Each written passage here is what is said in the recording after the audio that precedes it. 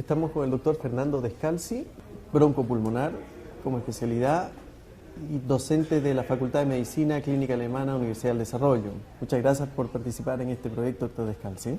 Muchas gracias a usted. Me gustaría saber cuál es la importancia que tiene el examen físico pulmonar dentro de la semiología. ¿Por qué? Cualquiera sea la especialidad que tenga un médico, se va a enfrentar en algún momento de su vida con pacientes con patología pulmonar.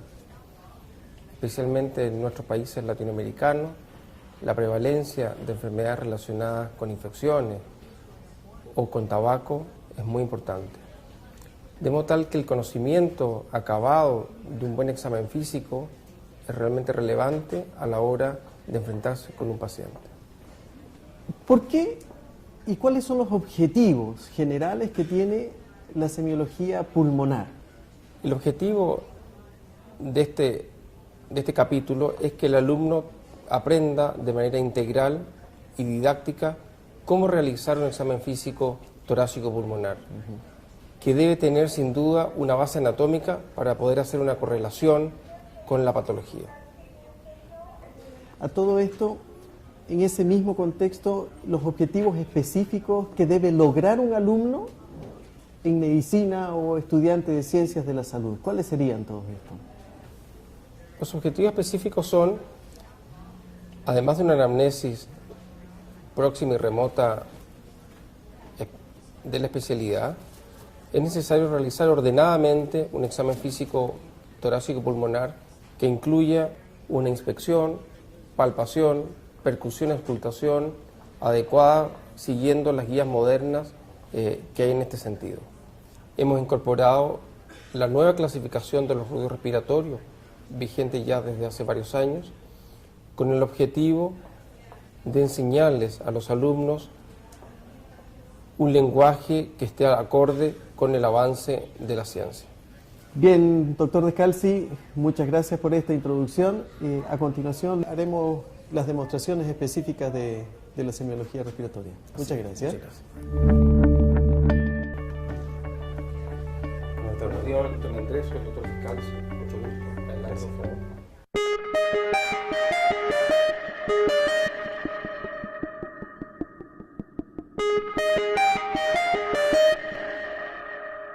Hola Andrés, ¿cómo estás?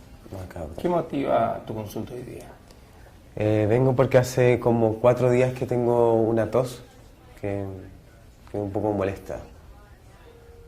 La anamnesis respiratoria debe incluir la identificación del paciente, el motivo de consulta, que corresponde al síntoma principal, la anamnesis próxima, que es la historia de la patología actual, y la anamnesis remota, que corresponde a la historia de patologías anteriores y datos relevantes de la vida del paciente.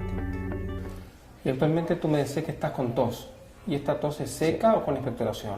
Sí, con flema. ¿Es mucosa, blanca o es amarilla, purulenta o con sangre? No, sin mastólica? sangre. Dentro de las enfermedades respiratorias existe un sinnúmero de posibles síntomas, pero un gran porcentaje de importancia corresponde a unos pocos, que es imprescindible manejar bien. Los síntomas respiratorios más frecuentes son disnea, tos, dolor torácico, expectoración y hemoptisis. Cada uno de estos síntomas de consulta deben ser agotados al máximo durante la anamnesis próxima. El tiempo de evolución, sus características, por ejemplo, aspecto y cuantía, factores que lo atenúen o desencadenen. Y luego de eso, siempre se debe preguntar por síntomas asociados, los que pueden ser respiratorios o no. Y como antecedente en la infancia, ¿has tenido alergias, asma, tuberculosis? No. ¿Alguna enfermedad congénita? No. Muy bien. Además del motivo de consulta y los síntomas acompañantes durante la anamnesis próxima, se debe preguntar dirigidamente por algunos aspectos que integran la anamnesis remota. Destaca, en primer lugar, las patologías previas, entre las cuales las más relevantes son los antecedentes de tuberculosis, de patologías que produzcan inmunosupresión y de alergia. ¿Eres fumador o has sido fumador? Fui fumador, pero lo dejé hace como 2 meses. Te felicito. Muy bueno.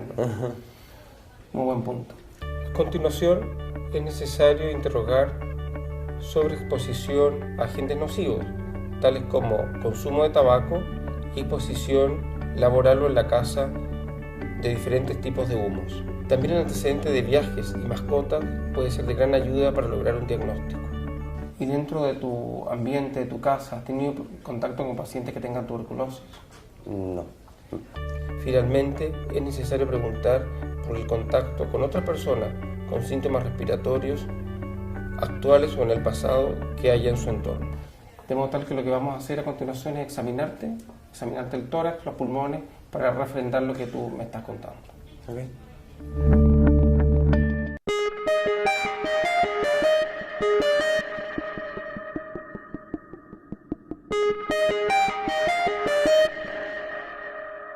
La caja torácica está formada por 12 pares de costillas que articulan por dorsal con las vértebras torácicas señalizadas como desde T1 hasta T2. Por ventral, las 7 primeras se articulan con el esternón, mientras que la octava, novena y décima se van uniendo entre ellas a través del cartílago y forman el reborde costal. La undécima y duodécima son flotantes y no se distinguen por la cara anterior del tórax. El diafragma e intercostales son los músculos más importantes para efectuar el ciclo respiratorio. El primero, al contraerse, aumenta la altura torácica, mientras que los segundos, intercostales internos y externos, en conjunto expanden el diámetro anteroposterior. Los músculos escalenos, esternocleidomastoideos y trapecio pueden participar de los movimientos respiratorios como músculos accesorios, especialmente durante el ejercicio o en insuficiencia respiratoria. Desde la superficie del tórax se localizan algunas referencias anatómicas que conviene tener presente al momento del examen. En la vista dorsal, la apófisis transversa de la séptima vértebra cervical, C7, es habitualmente la más prominente y se nota especialmente al afectar el cuello. En inspiración, las fases pulmonares alcanzan generalmente la altura del cuerpo vertebral T2. En inspiración normal llegan hasta T10 y puede alcanzar T9 si la expiración es forzada. Se debe considerar que la base del pulmón derecho es más alta que la izquierda debido a la ubicación del hígado. La punta de la escápula o los brazos colgando a los lados del cuerpo llega hasta T7. 3 líneas se pueden trazar por la cara dorsal del tórax. Una vertebral que cruza por encima de los procesos espinosos y 2 escapulares, una derecha y otra izquierda, que son paralelas a la vertebral y pasan sobre la punta de las escápulas. Por ventral destaca el ángulo esternal o ángulo de Lewis entre el manubrio y el cuerpo del esternón. Este es un punto de referencia donde llega la segunda costilla. 3 líneas se pueden trazar: la línea medioesternal, que pasa vertical por la mitad del esternón. Las líneas medioclavicular, derecha e izquierda, son verticales a la línea medioesternal y pasan por la mitad de las clavículas. Por lateral, se pueden trazar 3 líneas: axilar anterior, que corre verticalmente y pasa por la parte anterior del pliegue axilar, la línea axilar media, que es paralela y pasa por la parte media del pliegue axilar, y la línea axilar posterior, que es paralela a la anterior y pasa por la parte posterior del pliegue axilar. En la cavidad torácica se encuentran los 2 pulmones, ambos recubiertos por la pleura visceral, y el mediastino, espacio en el que se encuentran el corazón y los grandes vasos, entre otras estructuras. Por ventral, las bases pulmonares llegan a la sexta costilla, a nivel de la línea medioclavicular. Por dorsal se proyectan especialmente los lóbulos inferiores, los que se extienden desde T3 hasta las bases. Cada pulmón se divide en mitades, aproximadamente iguales, por la fisura oblicua mayor, que se extiende desde T3 por dorsal y corre en forma oblicua hacia ventral y caudal hasta la sexta costilla en la línea medioclavicular. El pulmón derecho es además dividido por la fisura horizontal o menor, que por ventral va a la altura de la cuarta costilla y más lateral llega a la fisura oblicua en la quinta costilla a nivel de la línea axilar media. esta forma, el pulmón derecho tiene 3 lóbulos, superior, medio e inferior, y el izquierdo solo 2, superior e inferior.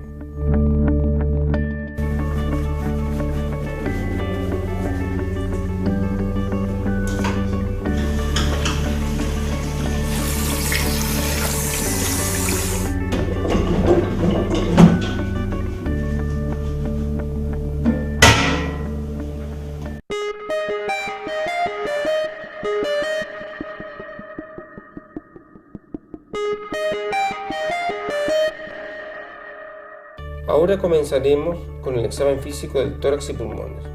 Esto incluye inspección, palpación, percusión y finalmente auscultación. Bueno, ahora procederemos al examen físico torácico pulmonar. En primer lugar tenemos la inspección. Es muy importante advertir cuál es el ciclo respiratorio que tiene el paciente, cuál es el tipo de respiración que tiene este paciente, que aquí podemos observar que es normal. Dentro de la inspección del tórax propiamente tal, hay que ver si hay alguna alteración en la piel, alteraciones de tipo estructural. En la inspección del tórax se deben evaluar la forma de este, el tipo o patrón respiratorio y la frecuencia respiratoria. Nos referiremos en primer lugar a la forma del tórax.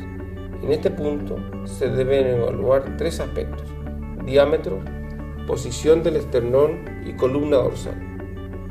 Con respecto a los diámetros o dimensiones de la caja torácica, se debe observar que el diámetro anteroposterior es menor que el transversal. El esternón puede adoptar 3 posiciones: la normal, en la que no se nota depresión o protrusión de este, pectum excavatum o depresión del esternón, o pectum carinatum o protrusión del esternón en quilla de mar. Finalmente, se evalúa en este punto la forma de la columna dorsal, en la que se puede apreciar como hallazgo patológico una cifosis, una escoliosis o la mezcla de ambos, sifoscoliosis. El tipo patrón respiratorio se refiere a los ciclos respiratorios que se observan en el paciente. Dentro de este punto se pueden encontrar varios tipos de patrones: normal, apnea, Kussmaul, Biot, Cheyne-Stokes, tiraje y respiración paradojal. En este punto se debe considerar si el paciente utiliza o no musculatura accesoria. Finalmente, se debe evaluar la frecuencia respiratoria, siendo la normal entre 12 y 20 ciclos por minuto.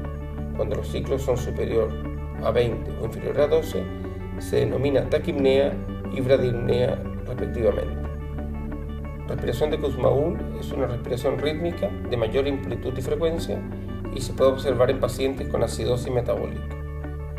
Respiración de Cheyne-Stokes se caracteriza porque después de apneas de 20 a 30 segundos de duración, la amplitud de la respiración va aumentando progresivamente, fase increciendo, y después de llegar a un máximo, disminuye hasta llegar a un nuevo periodo de apnea, fase de decreciendo. Esta secuencia se repite sucesivamente.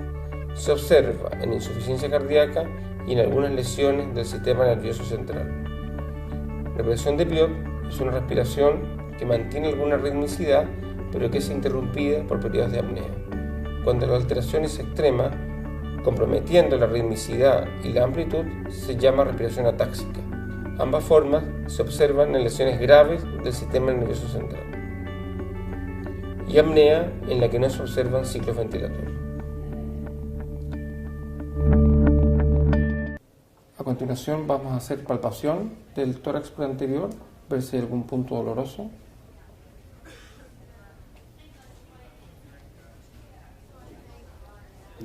Y por el dorso es muy importante ver si hay puntos dolorosos.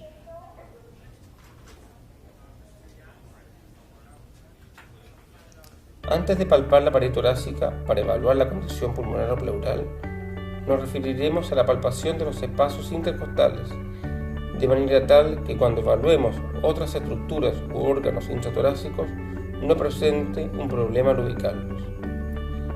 Los espacios intercostales adquieren el nombre de la costilla que está sobre ellos. Por ejemplo, el segundo espacio intercostal queda debajo de la segunda costilla, y para ubicar este espacio se debe palpar el ángulo external del ubis y recorrerlo hacia el lateral hasta palpar la costilla que articula en este punto, la segunda. El espacio ubicado inmediatamente por caudal a dicha costilla corresponde al segundo espacio intercostal.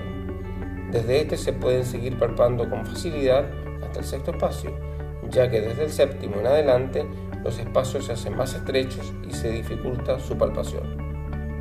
Mediante la palpación se pueden sentir vibraciones que se generan en el interior del tórax, por ejemplo cuando el paciente habla. Para realizarla se puede usar toda la mano o el borde cubital, que es más sensible a la vibración. Cuando el tórax examinado es normal, se siente una discreta vibración en la zona de contacto.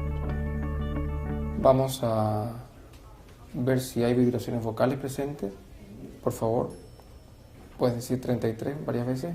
33, 33, 33, 33, 33, 33. Muy bien. 33, 33. Se va desde cefálico 33, a caudal, 33, comparando entonces 33, las vibraciones vocales. 33. Se le solicita al paciente que repita números o palabras, por ejemplo 33. Conviene tener un método para recorrer y comparar los distintos sectores del tórax. La sensación táctil que se logre dependerá de varios aspectos: la intensidad y las características del ruido, por ejemplo el tono de la voz, la zona que se palpa, por ejemplo cerca de la tráquea, las vibraciones de mayor intensidad, el grosor de la grasa subcutánea, la integridad del tejido pulmonar y elementos que se interpongan entre los grandes bronquios y la pared del tórax. Respire hondo y expire. Inspire. Otro aspecto que se puede evaluar es la expansión del tórax durante la inspiración. Se apoyan las manos en la espalda, una a cada lado, dejando el pulgar a la altura de la apófisis de T10 y se le pide al paciente que inspire profundo. Los pulgares deben separarse en 2 centímetros para que la expansión se considere normal. A continuación vamos a hacer la percusión del tórax. La idea es ir secuencialmente de cefálico a caudal y de lado a lado, de tal manera de ver la simetría. Para que ustedes vean, este dedo actúa como un plexímetro y debe ser sobre la costilla, y con la interfarángica distal se percute de esta manera.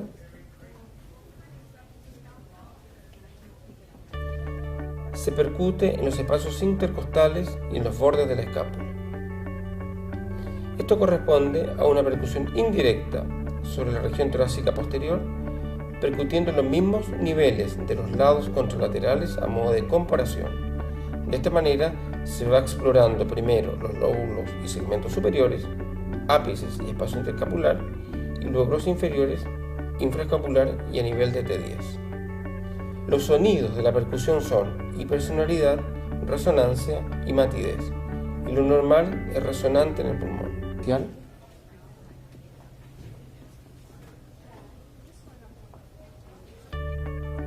Así podemos encontrar matidez en el derrame pleural e hiperresonancia en el neumotórax.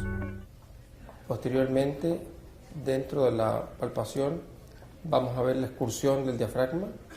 La idea es ver la diferencia que hay entre inspiración profunda y expiración profunda.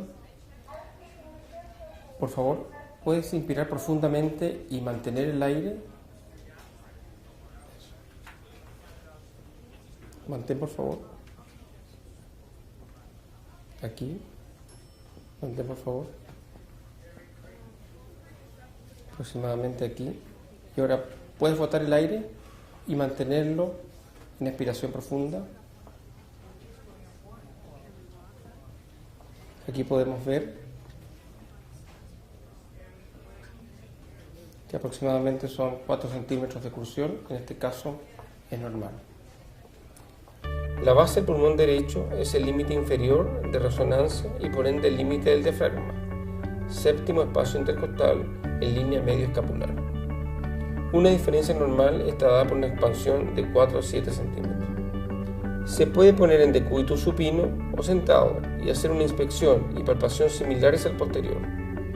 Luego se realiza la percusión con el mismo patrón con que se realizó anteriormente, de lado a lado, de cefálico a caudal, en todos los campos pulmonares. Se debe sentir resonancia hasta la matriz hepática. El examinador debe fijarse que el plexímetro se coloque en los espacios intercostales y no solo en las costillas. Al lado izquierdo se encuentra el corazón, desde el tercero hasta el quinto espacio intercostal del lado izquierdo, por lo que la resonancia pulmonar se altera. Vamos a percutir las axilas.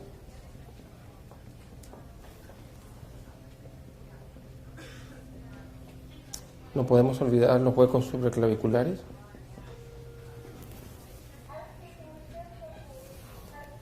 Y de manera simétrica, tal como lo hicimos por dorsal, ir comparando los diferentes semitórax. No hay que olvidar percutir la parte alta de la axila, porque los lóbulos superiores son mejor evaluados en estas posiciones. La percusión axilar es a veces más fácil mientras el paciente está sentado. Posteriormente procederemos a la auscultación, en que se le pide al paciente: Andrés, hay que respirar lento y profundo, muchas veces.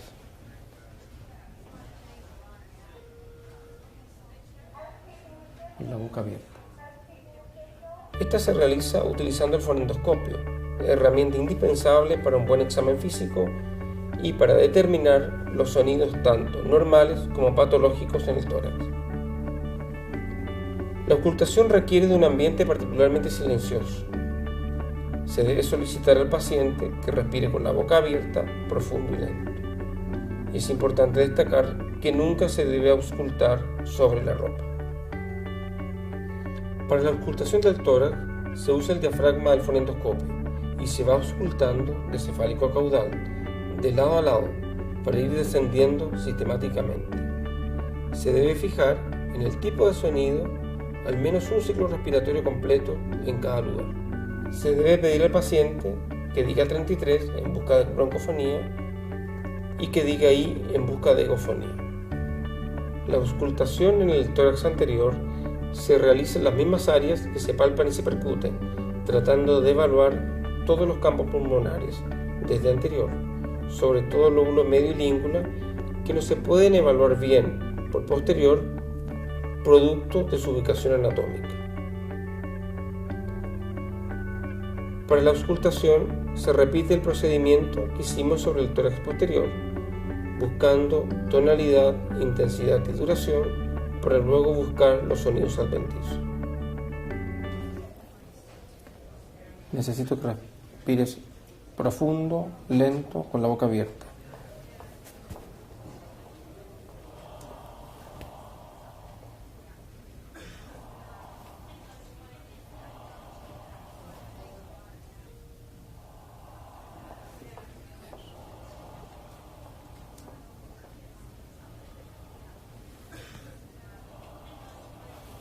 No podemos olvidar de examinar los huecos supraclaviculares.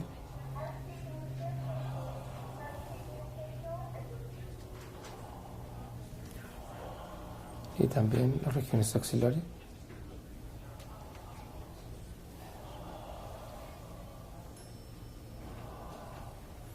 Hay que mencionar que aproximadamente en esta región está la proyección del lóbulo medio y aquí la proyección de la língula. Con la boca abierta.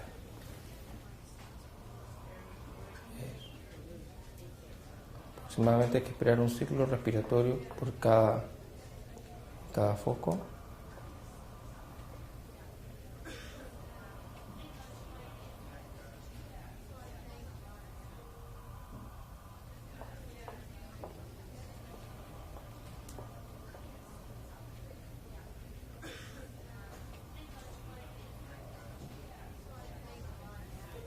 Posteriormente lo vamos hacia el lateral.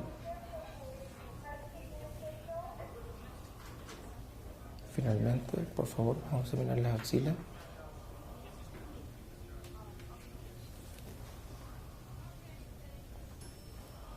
Para ver la simetría. La nomenclatura y clasificación actual de la auscultación pulmonar, que está en vigencia desde 1987, se detalla a continuación. Ruido de la respiración. Ruido respiratorio normal, integrado por ruido laringotraqueal y murmullo pulmonar. Alteraciones del ruido respiratorio, subclasificado como respiración ruidosa, respiración soplante, disminución o abolición del murmullo pulmonar. Transmisión de la voz, que puede ser normal, broncofonía o egofonía. Ruidos agregados o adventicios, clasificados como continuos o discontinuos. Dentro de los ruidos continuos existen los roncos, las sibilancias y el estridor, y dentro de los ruidos discontinuos están las crepitaciones, los frotes pleurales y los estertores traqueales. Ruido respiratorio normal. El flujo aéreo hacia la periferia del pulmón es lento y laminar, de modo que más allá de los bronquios segmentarios, el sonido viaja a través del pulmón y no de la vía aérea. El ruido de la respiración normal se ausculta durante la inspiración y desaparece en la mitad de la expiración. Ruido laringotraqueal. Corresponde al ruido respiratorio normal auscultado en zonas del tórax cercanas a la tráquea y grandes bronquios.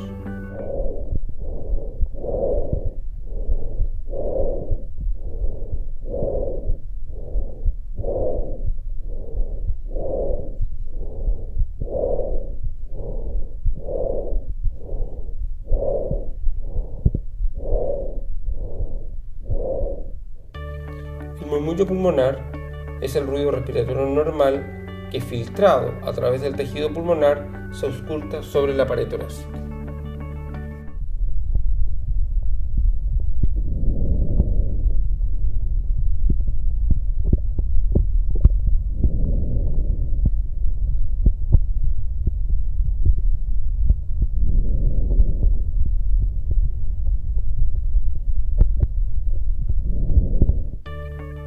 Alteraciones del ruido respiratorio. Respiración ruidosa. La respiración de un individuo sano es silenciosa y no se oye. La respiración ruidosa tiene su origen en el flujo turbulento de la vía aérea central y tiene una excelente correlación con el grado de obstrucción bronquial. La respiración soplante. Las atelectasias, consolidaciones y fibrosis pulmonares transmiten el sonido de la respiración sin filtración, por lo que se ausculta como una respiración soplante en ambos tiempos.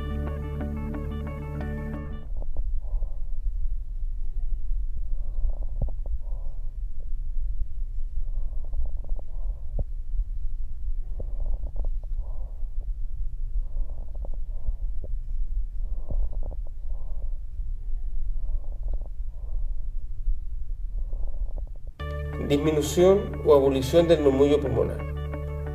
Puede disminuir la transmisión del ruido pulmonar hasta la pared torácica por interposición de aire o líquido entre el parénquima pulmonar y la pared. Esto ocurre en derrame pleural y en neumotórax. También se encuentra en atelectasias y en grandes obesos.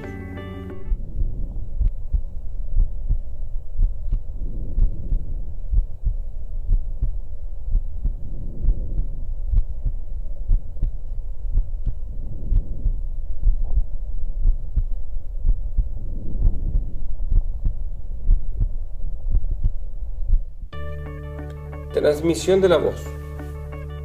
Normal. El parénquima pulmonar actúa como un filtro selectivo en el que se pierden los tonos agudos de las vocales, escuchándose la palabra en un murmullo de baja tonalidad.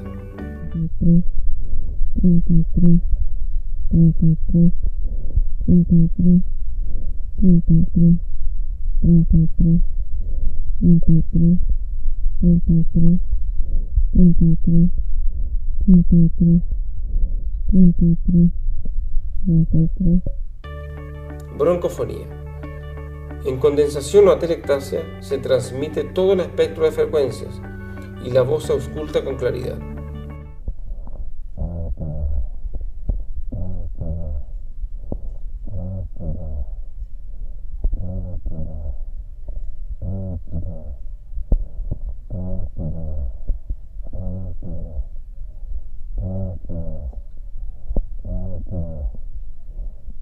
La pectoroloquia áfona es la transmisión de la voz cuchicheada.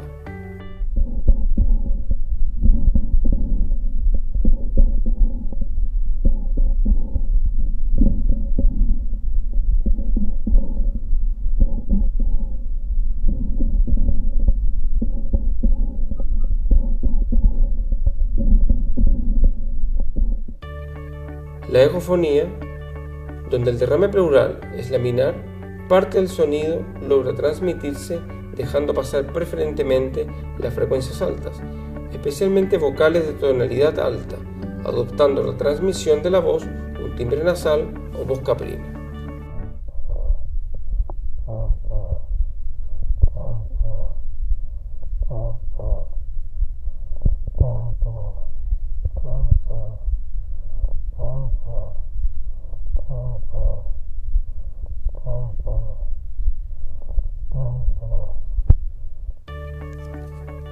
Ruidos agregados o adventicios. Ruidos continuos. Roncos. Es un ruido de baja tonalidad que se produce por vibración de las paredes de la vía aérea generado por flujo turbulento por obstrucción. Se pueden palpar como frémitos en la pared torácica.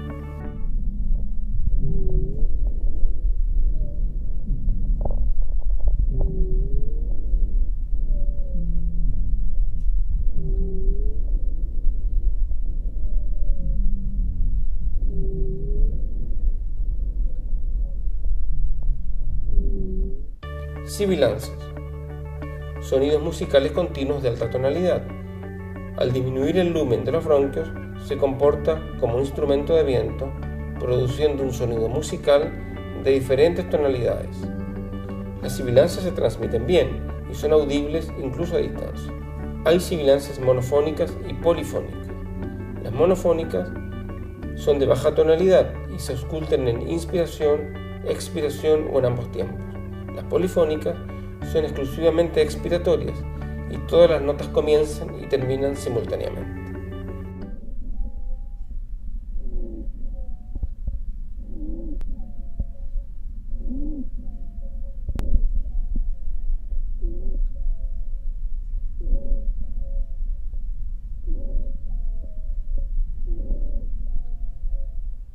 El estridor es un ruido continuo de tonalidad intermedia, intenso y audible a distancia.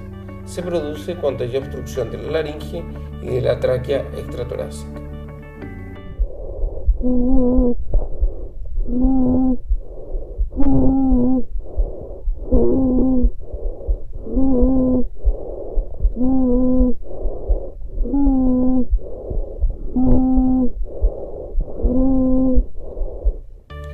Ruidos discontinuos.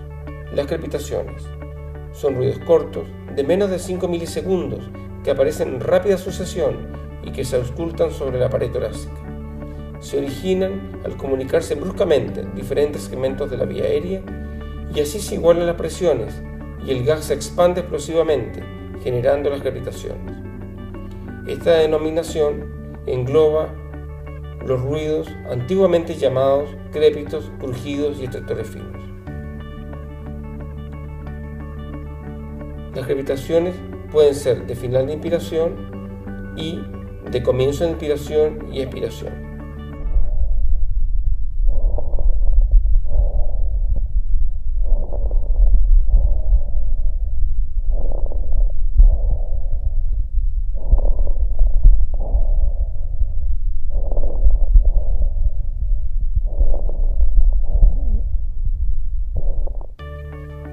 Frotes pleurales. Las superficies pleurales, parietal y visceral, son suaves y lubricadas y se deslizan suave y silenciosamente. Cuando la pleura está inflamada o infiltrada, la superficie se hace áspera y se produce un ruido musical y de baja tonalidad. Se auscultan en inspiración y en expiración. Estertores traqueales. Son ruidos audibles a distancia generados por la acumulación de secreciones en las vías aéreas mayores.